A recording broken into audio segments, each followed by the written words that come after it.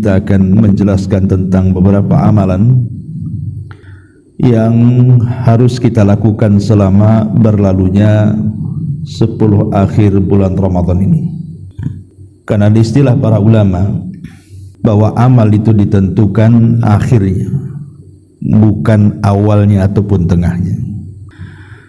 Makanya Nabi SAW mengatakan al-a'mal bi khawatimiha. Amal itu ditentukan akhirnya. Dan akhir Ramadan itu ditentukan dengan 10 akhirnya. Karena inilah yang dijadikan sumpah dalam Al-Quran, wal fajri walayalin ashri, demi waktu fajar dan demi malam-malam yang 10. Sebagian ahli tafsir mengatakan maksudnya malam-malam yang 10 adalah ashrul awakhir min Ramadan, 10 akhir daripada bulan Ramadan. Dan tidak mungkin Allah Subhanahu wa taala bersumpah dalam Quran kecuali yang disumpahinya itu memang sangat istimewa. Ya, karena memang 10 akhir Ramadan itu sangat istimewa. Kenapa? Karena di situ ada satu malam yang disebutkan keistimewaannya dalam Al-Quran, dan tidak pernah Quran menyebutkan malam-malam yang lainnya dalam setahun, kecuali satu malam itu saja yang disebut dengan Lailatul Qadar. Ketika Allah Subhanahu wa taala tidak menyebutkan malam-malam dalam satu tahun kecuali satu malam saja dalam Quran yang disebut dengan Lailatul Qadar, dan itu masuk pada 10 akhir Ramadan, menunjukkan malam-malam di 10 akhir Ramadan itu sangat istimewa. Karena Lailatul Qadar sendiri tidak diberitahu yang mana satu tanggalnya, apakah di 21, 23, 25, 27 ataupun 29, ataukah di tanggal-tanggal yang justru sebaliknya yang kita anggap genap rupanya ganjil. Makanya kemudian para ulama memberikan arahan kepada kita untuk menghidupkan semua malam, baik yang kita anggap genap ataupun yang kita anggap ganjil, yang disebut dengan asyru al-awakhir, 10 akhir bulan Ramadan. Ma'asyiral muslimin wal muslimat rahimani wa rahimakumullah. Lalu apa saja amalan yang dianjurkan untuk dihidupkan? Yang pertama adalah sunnah Nabi SAW, ihya'u al-lail, menghidupkan malam-malam.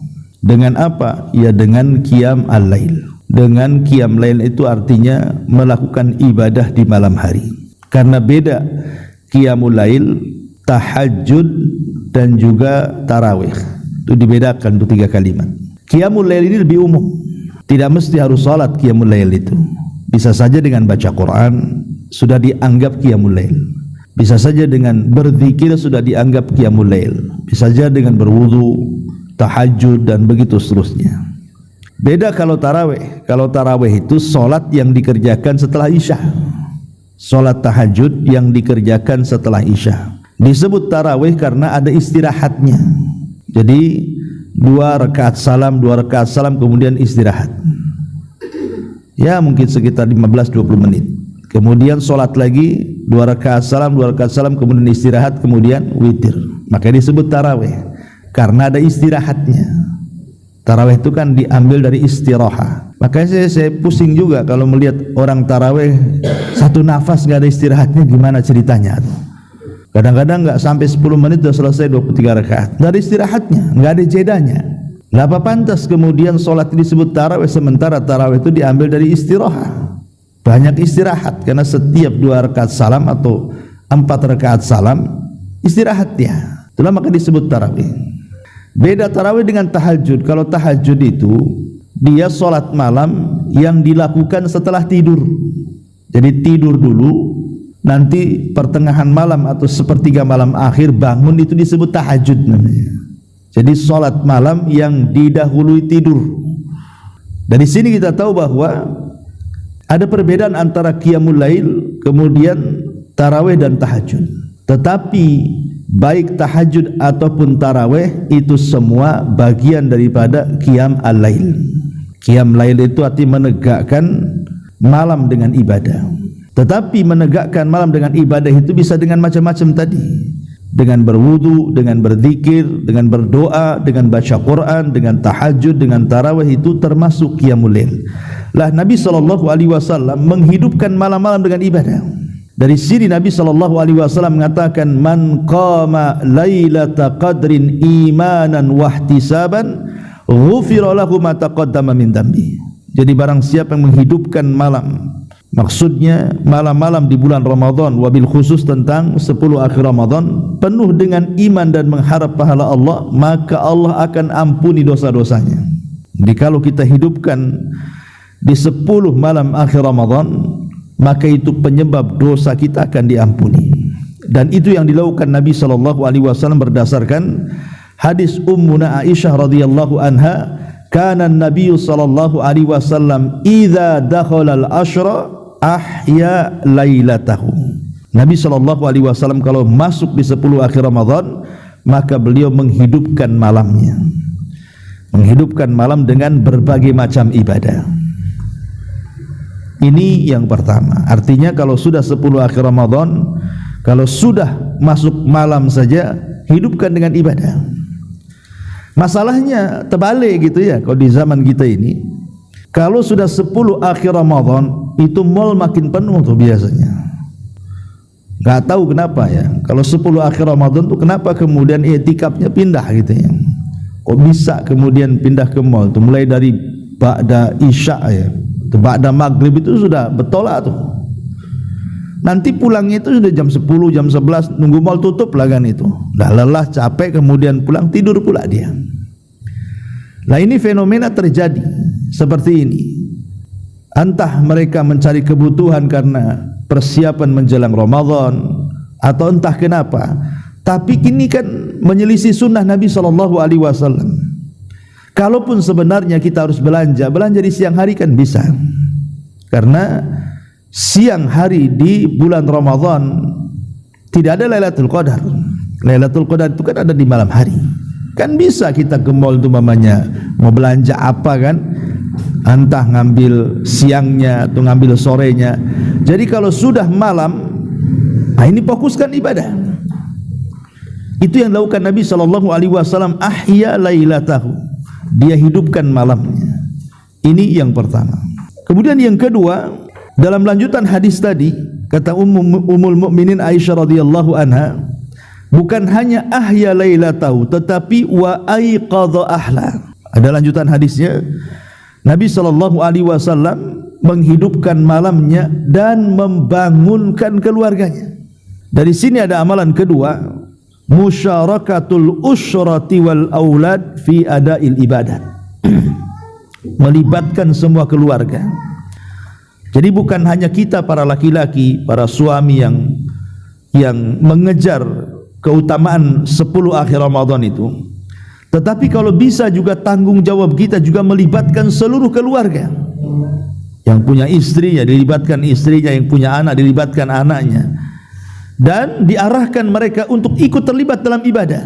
Makanya Nabi SAW digambarkan wa aiqadha ahla, dia bangunkan keluarganya. Jadi kita ini sebagai laki-laki, sebagai kepala rumah tangga, maka dianjurkan untuk melibatkan keluarga. Makanya kata para ulama, kalau bisa ringankanlah tugas para wanita itu setahun sekali. 10 akhir Ramadan itu ringankan tugas mereka.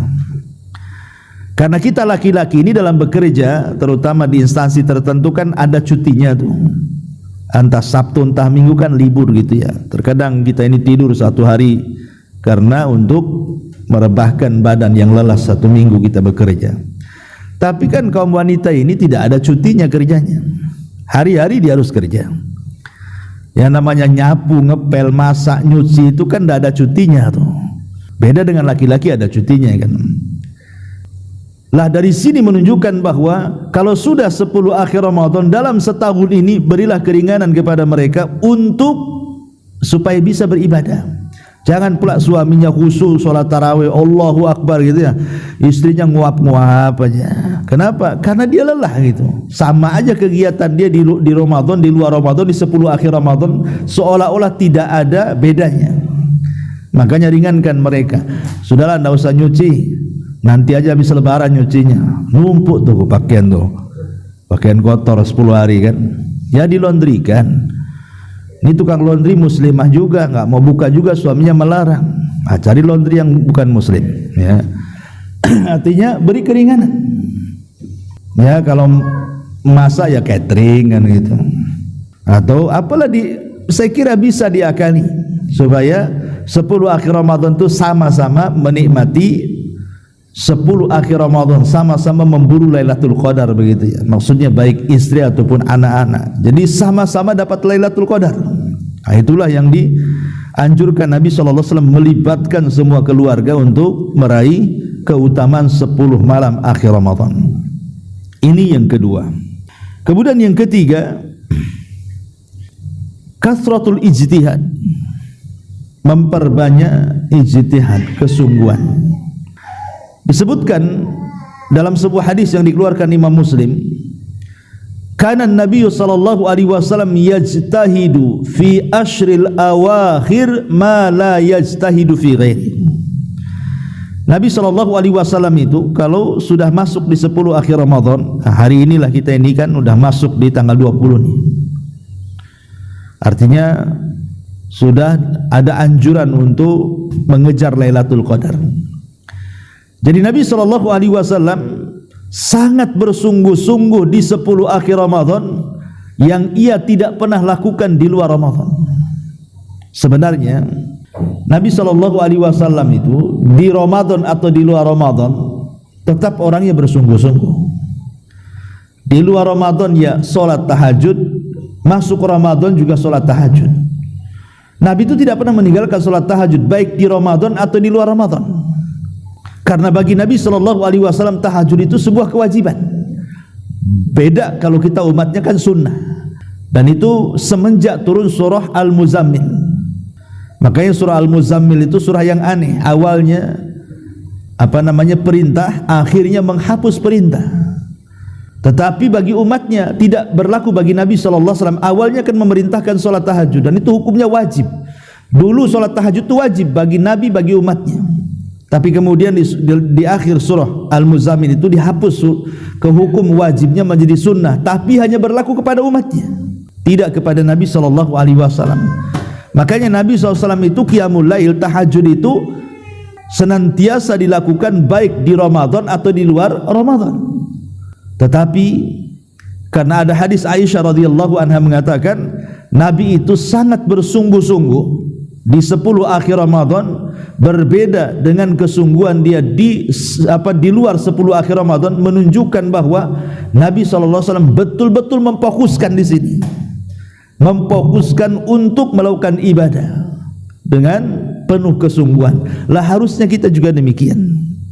Harusnya juga demikian. Makanya kalau bisa ada persiapan. Persiapan itu mungkin dengan cara tidur siang supaya malamnya tidak ngantuk gitu ya. Supaya jangan banyak bergadang malam harinya, supaya subuhnya juga dapat. Pokoknya wasilah-wasilah yang menjadikan ibadah kita itu meningkat di 10 akhir Ramadan lakukan. Kalau memang harus minum vitamin-vitamin tertentu habis maghrib supaya kita makin semangat, ada hadis tapi disayangkan hadisnya dilemahkan para ulama. Jadi Nabi SAW menganjurkan kita mandi setelah maghrib sebelum isya. Itu dianjurkan, tapi hadisnya lemah gitu ya. Tetapi kalau kita lakukan mandi antara maghrib dan isya itu memang membawa nasyat, kan, kesemangatan gitu dibandingkan orang enggak mandi. Supaya setelah isya itu makin semangat lagi gitu ya salat tarawihnya ini. Ya ini enggak ya, bukan mandi Ustaz, tapi nyambung makan. Ya, habis buka makan sedikit, habis maghrib makan banyak sampai isya. Habis isya ya lelah lah kan itu ya, kadang-kadang tidur. Gimana mau tarawihnya? Ya harusnya kalau memang kita harus menyambung makan itu coba habis tarawih ya. Nah, kalau sebelum tarawih ya itulah dampaknya pasti malas gitu ya. Padahal kita melihat Nabi SAW itu menyuruh kita untuk yajtahid, bersungguh-sungguh. Ini yang ketiga. Kemudian yang keempat, bahwa Nabi SAW menganjurkan untuk kasratu tilawatil Quran, memperbanyak membaca Quran. Karena Ramadan adalah bulan Quran, maka jangan pernah meninggalkan Al-Quran di bulan Quran, terutama di 10 akhir Ramadan. Kenapa? Karena di 10 akhir Ramadan inilah Jibril turun menemui Nabi SAW, kemudian tadarus Al-Quran. Terkadang Rasul yang membaca, Jibril yang mendengar. Terkadang Jibril yang membaca, Rasul yang mendengar. Pokoknya perbanyak membaca Al-Quran. Kalau kita memang bosan, alhamdulillah Allah mudahkan dengan cara mendengarkan. Semua kita kan pegang handphone, kita bisa kemudian mengambil channel-channel qiraah Al-Quran yang dibaca oleh masyayikh kita bisa dengar kalau kita ini malas gitu ya. Tapi sebaiknya kita membaca. Itu maksudnya mendengar itu kalau seandainya kita sudah malas, sudah capek membaca Quran, biar tetap kita mendengarkan Quran, maka perdengarkan Al-Quran itu. Karena ini adalah bulan Quran. Karena membaca dengan mendengar juga sama-sama berpahala. Walaupun tentu membaca lebih besar pahalanya, karena Nabi yang mengatakan satu huruf yang kita baca itu 10 kebaikan. Tetapi mendengar juga adalah sebuah hal yang sangat dianjurkan, karena Nabi pernah memerintahkan Abdullah ibn Mas'ud untuk membacakan Al-Quran dan Rasul mendengar. Dan Rasul juga terkadang mendengar bacaan para sahabatnya. Seperti satu malam Rasul mendengarkan bacaan suara suara Abu Musa al-Ash'ari radhiyallahu anhu. Rasul malam-malam itu bahasa kitanya belusukan. Kemudian masuk ke ganggang kota Madinah. Tidak ada satupun rumah di ganggang kota Madinah kecuali keluar suara Quran. Itu di masa Nabi, di masa kita kecil-kecil saja yang hidup di desa itu kan. Kadang-kadang masih belum ada listrik, belum apa zaman itu, kita masih mendengarlah ada orang baca Quran itu. Entah mungkin orang tua ngajari anaknya baca turutan, dulu kan belum ada Iqra gitu ya. Tapi kita dengarlah suara-suara Al-Quran itu muncul dari rumah. Itu zaman bahula ya, yang di desa-desa itu. Kalau sekarang kan enggak, karena handphone itu enggak di kota, enggak di desa. Yang keluar ya macam-macam, tah dangdutan, tah rokan, tah cesan, tah apa gitu ya. Musik-musik yang keluar, tah sinetronan. Kadang-kadang yang seperti ini nih sama aja di Ramadan atau di luar Ramadan. Itu di zaman sekarang ini. Padahal zaman dulu Nabi SAW di luar Ramadan saja Rasul mendengar bacaan Quran keluar daripada rumah-rumah orang-orang Ansar. Lah ketika mendengar satu suara yang menakjubkan, Rasul terdiam. Akhirnya kemudian Rasul mendengarkan suara yang keluar dari bilik salah satu rumah daripada rumah-rumah Ansar. Saking takjubnya Rasul tidak bergerak. Tidak terasa sampai mendekati subuh. Karena sudah mendekati subuh, tentu Rasul harus mengimami sholat subuh. Bergegas dia balik. Kemudian selepas subuh, rupanya dia memanggil orang yang semalam membaca Quran dan didengar bacaannya. Siapa dia? Abu Musa al-Ash'ari radhiyallahu anhu, dan mengatakan, ya Abu Musa, semalam aku mendengar suaramu. Kata Abu Musa, bagaimana kau tahu? Kata Rasul, aku berada di samping bilikmu. Kata Abu Musa, ya Rasul, kalau aku tahu engkau berada di sebelah bilikku, ku perindah lagi suaraku, katanya. Sayang tak tahu pula, katanya. Kemudian Rasul memuji Abu Musa al-Ash'ari dan mengatakan, ya Abu Musa, suaramu mirip seperti Daud ketika taranum Zabur, katanya. Dan salah satu mukjizat Nabi Daud adalah diberikan keindahan suara. Jadi Abu Musa itu disejajarkan dengan Daud ketika membaca Zabur. Dari sini kita tahu bahwa Rasul juga mendengar, gitu ya, mendengar Quran, suka mendengar Quran.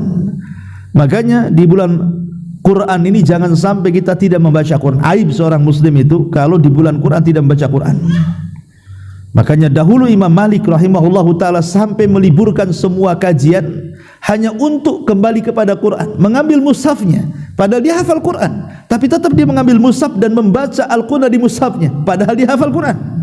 Imam Malik itu, ya, artinya bahwa kembali kepada Al-Quran. Kalau sudah malam hari, sudah ambil Quran, baca Quran. Kalau sudah bosan, dengarkan Quran. Ini yang keempat. Jadi kasrah tilawatil Quran. Kemudian yang kelima, kasratud doa. Di 10 malam akhir Ramadan ini perbanyak doa. Sering saya jelaskan ayat tentang kedekatan Allah Subhanahu wa taala di dalam Al-Qur'an itu terapit di antara ayat-ayat Ramadan. Apa ayatnya? Allah Subhanahu wa taala mengatakan, wa idza sa'alaka ibadi anni fa inni qarib ujibu da'watad da'i idza da'an falyastajibuli wal yu'minu bi la'allahum yarshudun. Apabila hamba-hambaku, kata Allah, bertanya kepadamu wahai Muhammad tentang aku, katakan aku dekat. Akulah yang mengijabah setiap doa orang yang berdoa kepadaku. Inilah satu-satu ayat yang menjelaskan dalam Quran itu tentang kedekatan Allah, di mana Allah Subhanahu wa taala saking dekatnya dengan kita, Allah mengabulkan setiap doa-doa kita.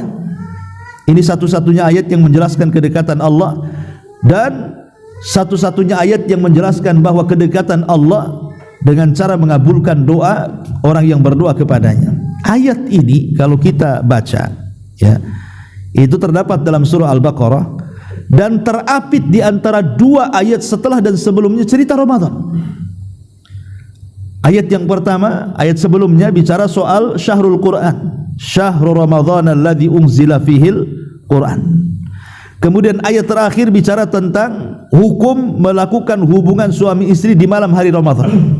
Uhillat lakum lailatas siyam arrafathu ila nisaikum. Dihalalkan bagi kalian suami istri untuk melakukan hubungan di malam hari. Lah tengah-tengah di antara dua ayat ini adalah ayat kedekatan Allah dengan kita. Yang Allah katakan, ya Muhammad, kalau hamba-hambaku bertanya soal aku, katakan aku dekat. Akulah yang mengijabah setiap doa yang berdoa kepadaku.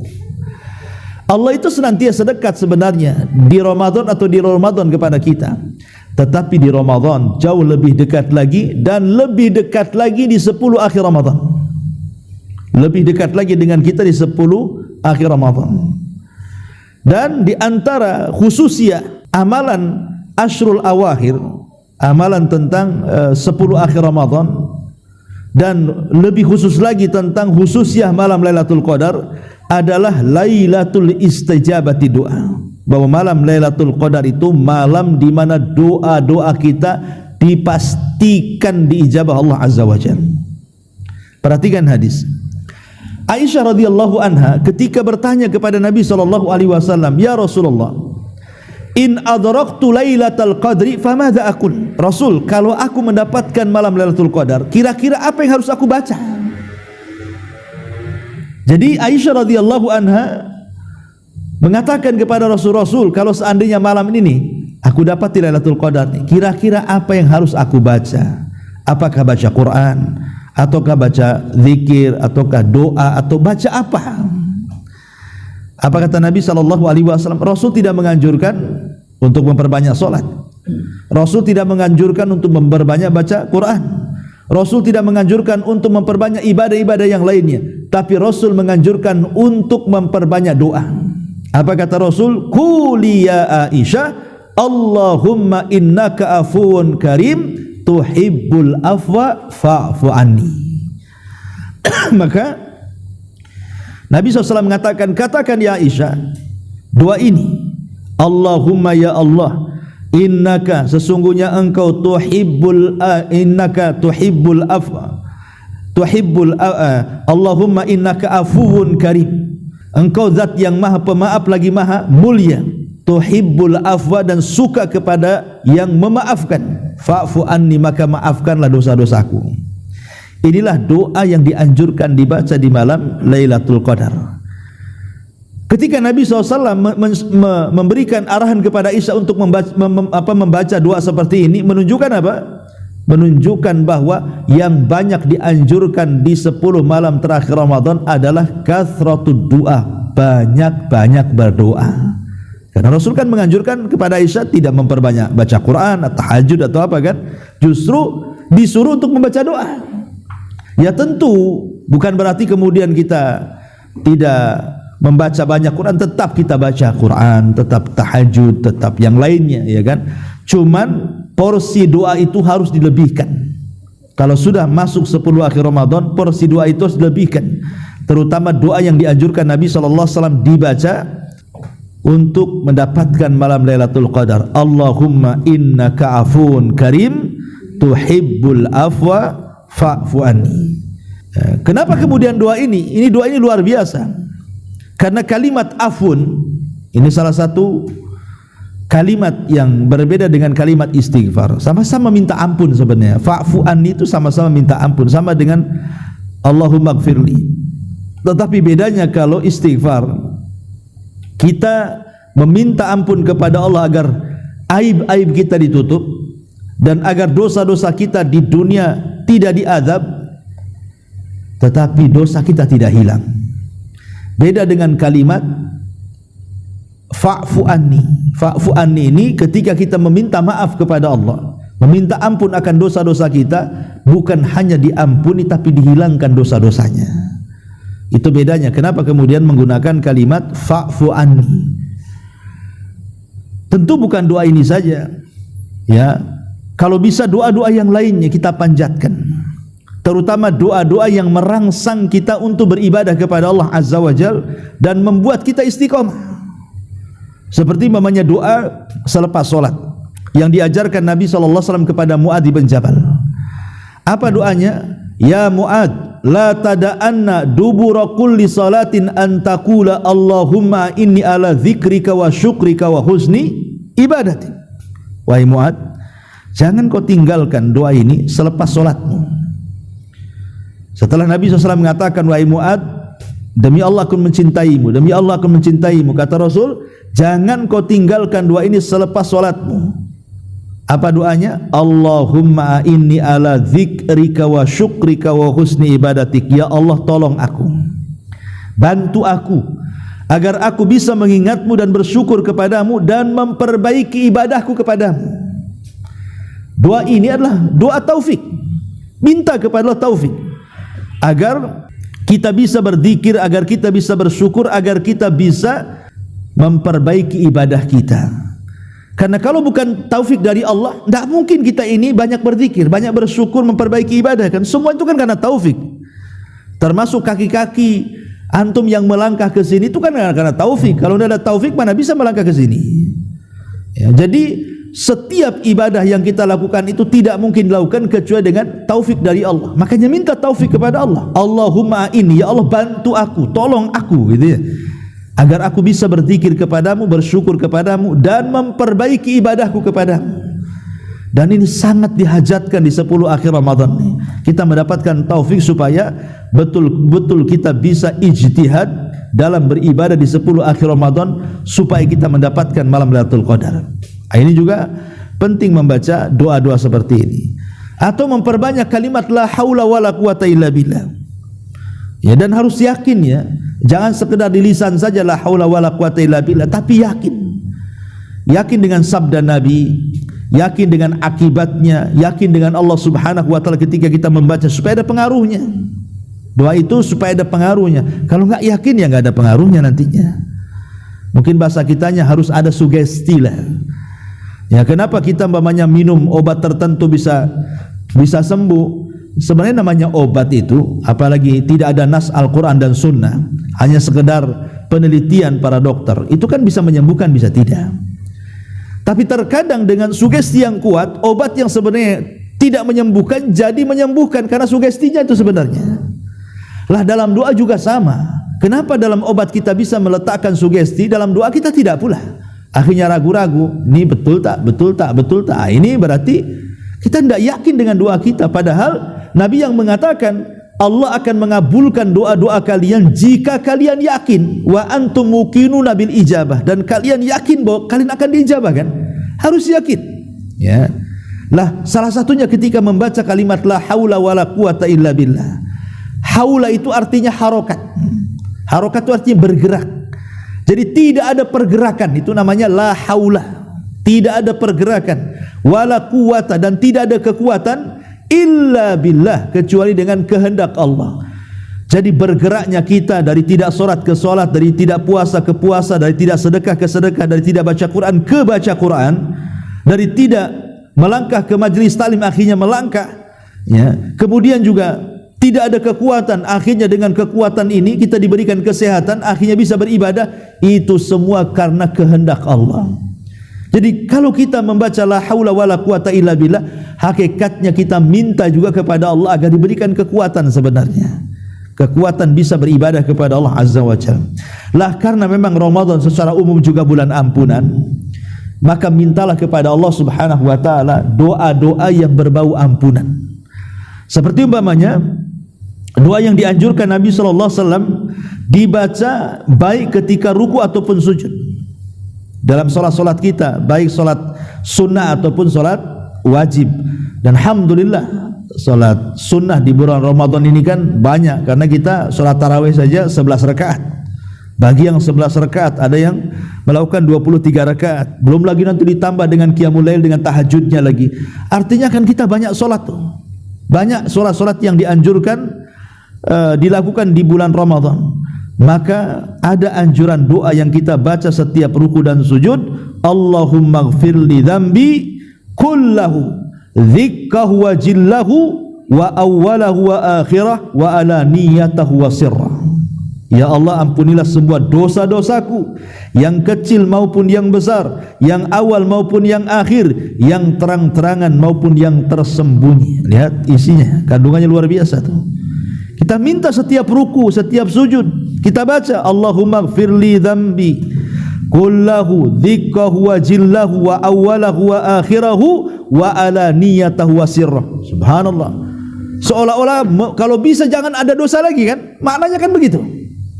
Ya, coba perhatikan maknanya. Ya Allah, ampunilah semua dosa-dosaku, yang kecil maupun yang besar, yang awal maupun yang akhir, yang terang-terangan maupun yang tidak terang-terangan. Akhirnya kan minta kepada Allah, semua dosa Allah diampuni kan. Nah, ini dianjurkan dibaca ketika ruku dan sujud. Ini berdasarkan hadis Abi Dawud An-Nasai dari hadis Abi Hurairah radhiyallahu anhu. Nabi mengajarkan doa ini dibaca dalam ruku dan sujud. Tentu setelah membaca Subhan Rabbiyal Azim atau setelah membaca Subhan Rabbiyal A'la, baru kita baca Allahumma gfirli dzambi kullahu dzikkahu wa jillahu wa awwalahu wa akhirahu wa alaniyatahu wa sirrah. Supaya dosa-dosa kita diampuni di bulan Ramadan kan.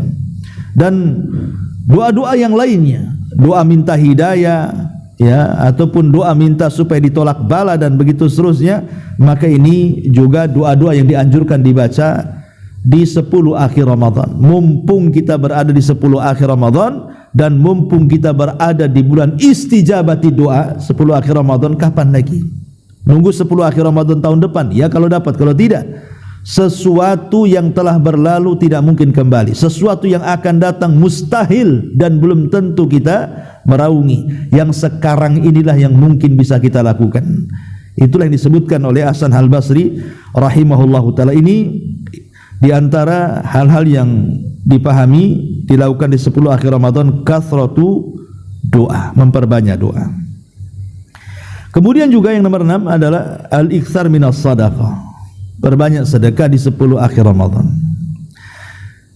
Sering saya logikakan kan contoh-contoh kepada antum semuanya, ibu bapak yang dimuliakan Allah Azza wa Jalla. Kita tahu bahwa di antara keistimewaan malam Lailatul Qadar berdasarkan nas Quran ya, Allah mengatakan apa? Khairun min alfi syahrin kan. Dia lebih baik daripada 1000 bulan. Bukan setara, lebih baik. Ya, kalau setara berarti kan sama. Malam Lailatul Qadar sama dengan 1000 bulan kan. Tapi bahasa Quran bukan setara tapi lebih baik. Dan kalimat 1000 bulan, sebagian ulama tafsir mengatakan ini bukan batasan. Tetapi Al-Quran ketika menyebutkan kalimat 1000 bulan itu maksudnya saking banyaknya, makanya menggunakan 1000 bulan ya, artinya bisa daripada 1000 bulan kebaikannya itu. Jadi kalau kita mendapatkan malam Lailatul Qadar itu, anggaplah kita lebih baik daripada 1000 bulan, atau setara saja dengan 1000 bulan kan sudah lumayan. 1000 bulan itu berapa sih? 83 tahun 6 bulan. Itu 1000 bulan kan itu. Apalagi lebih baik daripada itu, maknanya kan lebih banyak daripada 83 tahun 6 bulan. Kita beribadah kepada Allah Subhanahu wa taala dengan mendapatkan satu malam Lailatul Qadar. Dalam hal ini bisa menyingkat waktu kan. Logikanya kan bisa menyingkat waktu. Ya, dengan satu malam seolah-olah kita punya usia 83 tahun 6 bulan dan kita gunakan untuk ibadah. Itu namanya menyingkat waktu dengan memperbanyak amal soleh ya. Coba begini, kalau seandainya setiap malam kita bersedekah, tidak usah banyak-banyak lah ya. Mungkin yang uang banyak ya alhamdulillah gitu kan, semakin banyak semakin ikhlas semakin baik. Tapi kan tidak semua orang itu punya uang banyak gitu. Ada juga orang-orang yang susah, untuk makan aja susah. Anggap saja kalau seandainya ada orang punya uang 100 ribu, kita pecah saja jadi 10. Berarti kan jadi 10 ribuan kan gitu. Ataupun kalau kita hanya punya uang 10 ribu, kita pecahkan jadi 1000-an tuh. Nah, kalau umpamanya setiap malam kita infak 1000 sampai 10 kali, tidak mungkin yang 1000 atau yang 10.000 atau yang 100.000 yang kita infakkan setiap malam dalam 10 akhir Ramadan tidak bertepatan dengan Lailatul Qadar. Mustahil. Pasti ada yang bertepatan dengan Lailatul Qadar kan. Kalau ada yang bertepatan dengan Lailatul Qadar, maknanya kalau anggaplah 1000 kita bersedekah di malam Lailatul Qadar, seolah-olah kita masukkan 1000 ke kotak amal itu setiap hari selama 83 tahun 6 bulan kan. Berapa dia infak tuh? Jadi banyak kan. Dan seolah-olah dia punya pahala besar dengan sedekahnya, karena dianggap dia bersedekah selama 83 tahun 6 bulan. Siapa yang sanggup? Orang kaya saja sedekah tiap hari tidak sanggup. Ya, dari sini menunjukkan bahwa memperbanyak sedekah di 10 akhir Ramadan sangat dianjurkan, dan itu berdasarkan hadis Nabi sallallahu alaihi wasallam.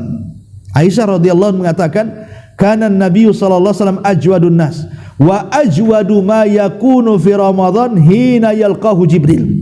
Rasul itu dasarnya sudah dermawan, tetapi Rasul lebih dermawan lagi apabila masuk bulan Ramadan, terutama ketika berjumpa dengan Jibril. Kapan berjumpa dengan Jibril? Dia 10 akhir Ramadan, karena Lailatul Qadar di situ. Jadi makin akhir Ramadan itu makin dermawan Nabi itu. Bahkan kedermawanan Nabi melebihi angin mursalah, angin yang menghembus. Jadi luar biasa ini. Jadi ini juga di antara amalan yang sangat dianjurkan Nabi SAW, kathratu as-sadaqah, memperbanyak sedekah. Kemudian juga di antara amalan yang dianjurkan di 10 akhir Ramadan, dan ini inti daripada semua amalan, inti daripada semua amalan yang harus kita amalkan di 10 akhir Ramadan adalah taharri Lailatul Qadri. Taharri Lailatul Qadri, kejar, buru, cari Lailatul Qadar. Kita harus mengejar, memburu, mencari malam Lailatul Qadar. Dulu di zaman Rasul itu pernah mendapatkan wahyu tentang tanggal Lailatul Qadar. Artinya sudah menyimpan, mengantongi tanggal-tanggal berapa, sudah tahu itu. Saking senangnya Rasul mendapatkan wahyu bahwa Jibril datang memberitahu tanggalnya, Rasul keluar, kemudian masuk ke dalam masjid, mau ceramah, mau berkhutbah di hadapan manusia, ngasih tahu tanggalnya. Belum lagi Rasul naik ke atas mimbar, ada 2 sahabat bertengkar. Entah masalahnya apa, bertengkar keduanya, diangkatnya pula suaranya sampai meninggi dan melebihi suara Nabi. Dan dilarang kita ini mengangkat suara di atas suara Nabi. Maka Nabi SAW berusaha melerai, mengislah keduanya. Susah payah akhirnya berdamailah 2 orang ini. Setelah berdamai, Rasul lupa, tidak jadi naik mimbar, malah pulang dia. Ya, lupa, Rasul lupa. Dari sini kata para ulama, lihat, gara-gara orang bertengkar dan gara-gara dosa para sahabat mengangkat suara mereka di atas suara nabinya, Allah angkat Lailatul Qadar, dilupakan dari Nabi SAW tanggalnya. Sejak itulah Rasul tidak ingat berapa tanggalnya. Makanya Nabi SAW mengatakan, taharrau Lailatul Qadri fil witri min ashril awakhir min Ramadan.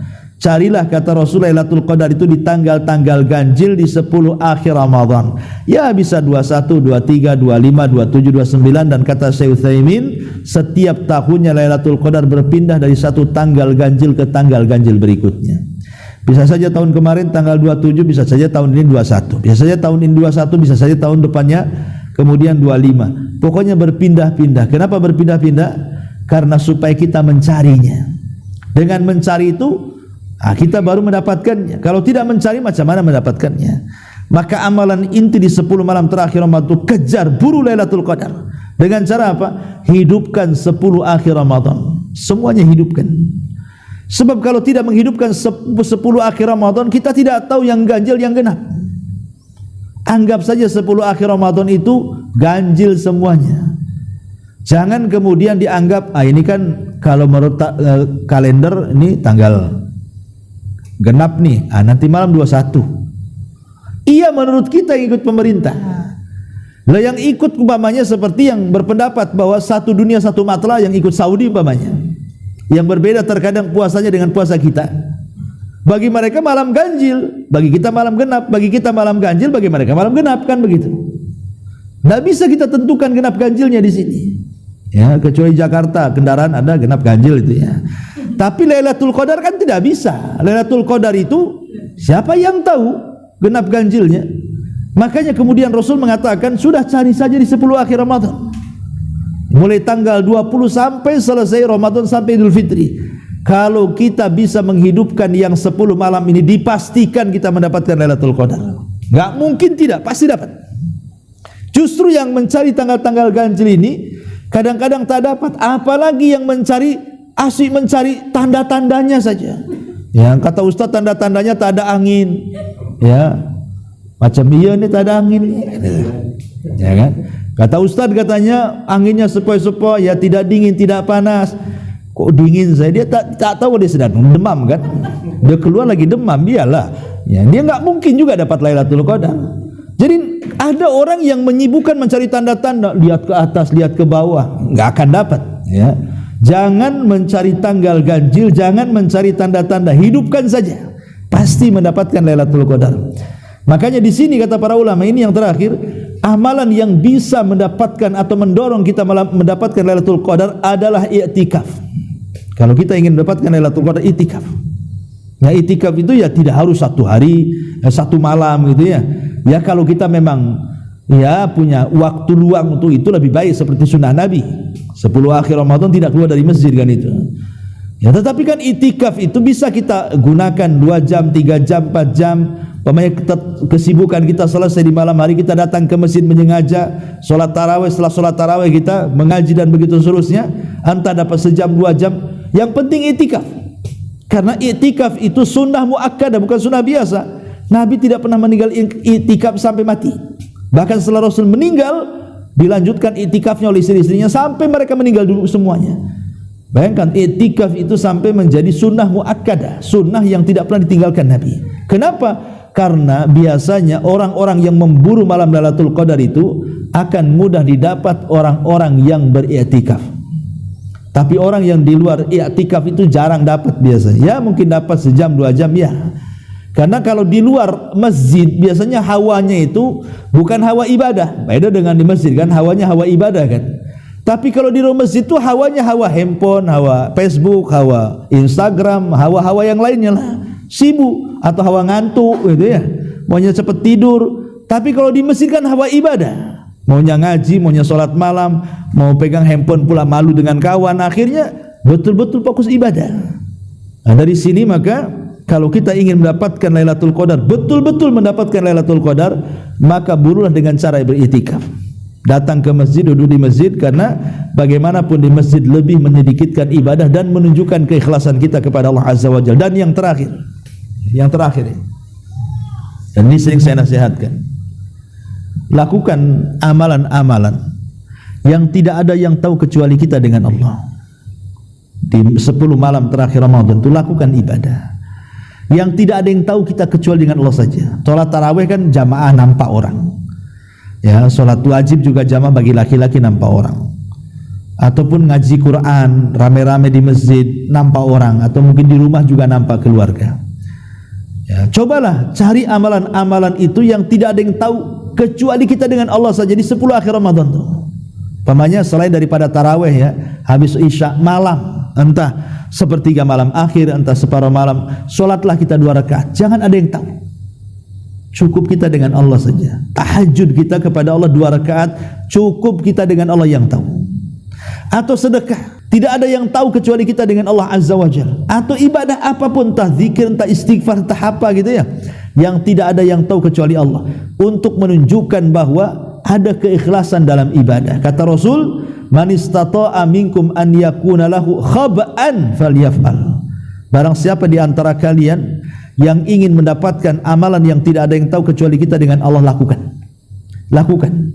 Ya, makanya 2 rakaat paling indah di 10 akhir Ramadan adalah 2 rakaat yang tidak ada yang tahu yang kita lakukan kecuali kita dengan Allah Subhanahu wa taala. Itu menunjukkan keikhlasan kita kepada Allah Subhanahu wa taala. Ini di antara amalan-amalan yang dianjurkan kita lakukan di 10 akhir Ramadan.